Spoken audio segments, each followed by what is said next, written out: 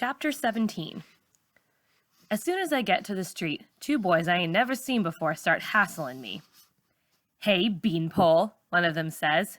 "You mean black bean," his friend says. Across the street, some lady yells, "Y'all leave that girl be." That just makes those boys tease me more. But I ignore them and keep on walking. Soon I'm halfway home.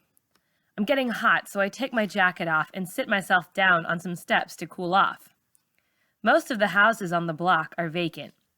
I'm sitting on the curb, imagining what this street would be like if people picked up the trash and gutted some of the buildings. Then, when I look down the street, here come the two boys who were bothering me. I get up and start walking as fast as I can. I keep putting my finger in my mouth and scraping off nail polish. I cross the street even when I don't have to. They keep coming. "I like a girl with long legs," one of them says, catching up to me. "A sweet, chocolate brown baby with long legs."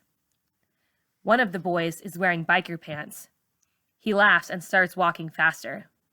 I walk fast too. "Baby, baby, baby," he says, "you my kind of woman." Then he gets in front of me. His friend gets behind me. He's dressed in big, drooping pants that show his underwear.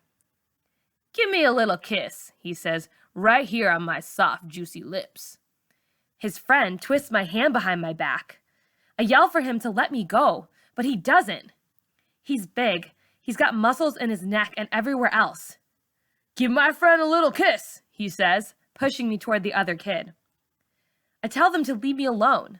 I tell them my dad's a cop and he will lock them up. They don't care. They are having fun.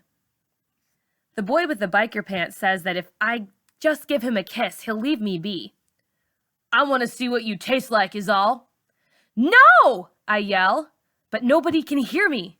Ain't nothing alive on this block except mangy cats and stray dogs, and they look like they want to jack me up too. My heart is beating fast. I can't breathe. "I ain't playing," I say, trying to pull loose from the big one with the droopy pants. "You pretty black thing," the biker pants kid says. "I ain't gonna hurt you." Then he closes in on me. Tears come running down my face. My head is shaking no.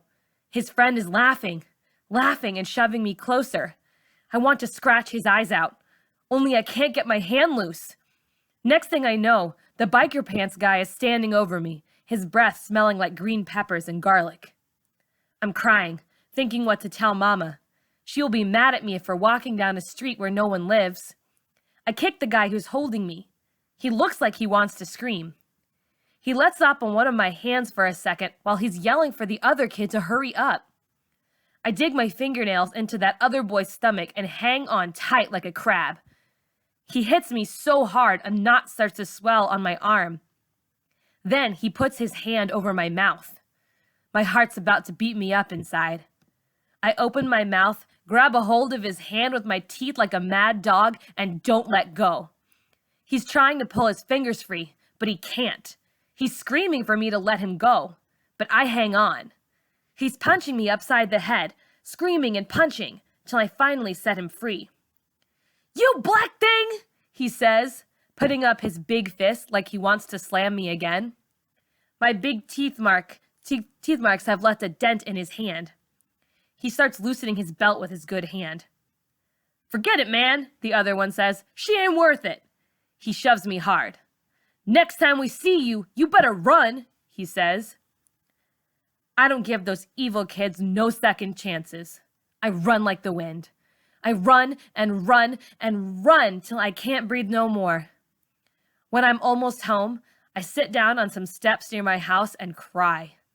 My whole body is shaking and seems like it won't ever stop. Tears and snot are running down my face.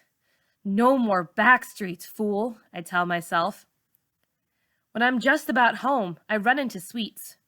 She's headed over to the corner store to buy her dad some snuff. I tell her what happened. "Please don't tell Mama," I beg. Sweets agrees. She gives me a sorry look. I know she knows all this happened because I had to be around Char, but she says she'll keep it quiet anyhow. She gives me a used tissue to wipe my face clean.